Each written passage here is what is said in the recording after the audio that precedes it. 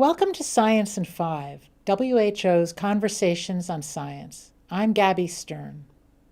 We're continuing our conversation about vaccines.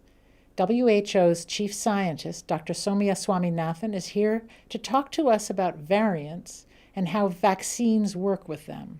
Welcome, Soumya. Hello, Gabby. So our first question is as follows. As new variants emerge, and as we learn more about how much protection the current batch of vaccines provide against them, people are wondering if they should wait till a more efficacious vaccine is available, or should they go ahead and get vaccinated now? The good thing is there are lots of vaccines in development, but currently there are only a few that have completed clinical trials and that have had regulatory approval for use in countries. The good thing about all of these vaccines which have been approved is that they offer a lot of protection against severe disease, hospitalization, and death. And that's what we want. We want to reduce deaths. We want to prevent people from getting sick and going into hospital. We're still learning how effectively these vaccines protect against mild disease or asymptomatic infection. With the variants that are being described from different countries, people are asking these questions because there's some data coming showing that vaccines may be less effective in preventing against some of these variants. However, even in those countries, all of the vaccines that are approved still are very likely to protect against severe disease and hospitalization and death. So what's really important now is for people in countries who have been prioritized, who are in those risk groups, the health workers, the frontline workers, the elderly, and others who've been prioritized, must get their vaccines, because what we want is to prevent people from getting really ill or dying from COVID-19. My second question is, what can we expect from the research and development pipeline for vaccines? What would future vaccines look like?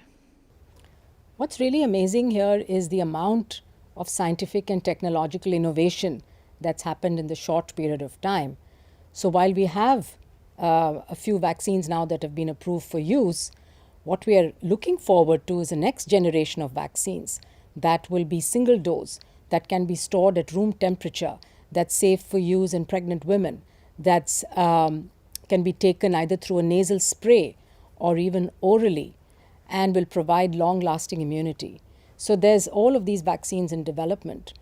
With the news about the variants and the fact that some mutations in these variants seem to prevent the antibody binding to the virus as compared to the wild-type virus, what's also happening now is that vaccine manufacturers and developers are working on the next generation of vaccines using the same platform, but incorporating the new antigen, the new protein, which has this the mutations of interest that have been incorporated, so that the antibodies are now developed to this new form of the spike protein.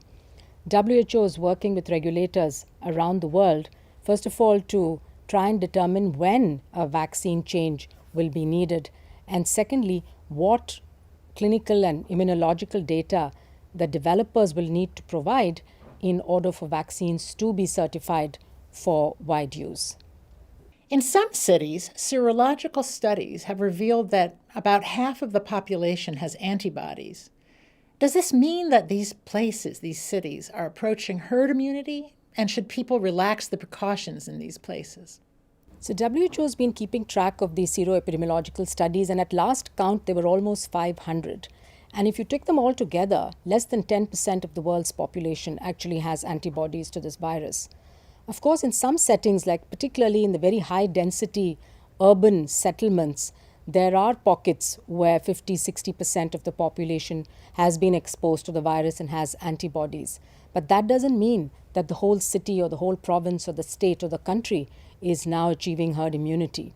The same individuals who are living in that community, the moment they go outside to a place where there is less of herd immunity, and if they don't have antibodies, they will then become susceptible.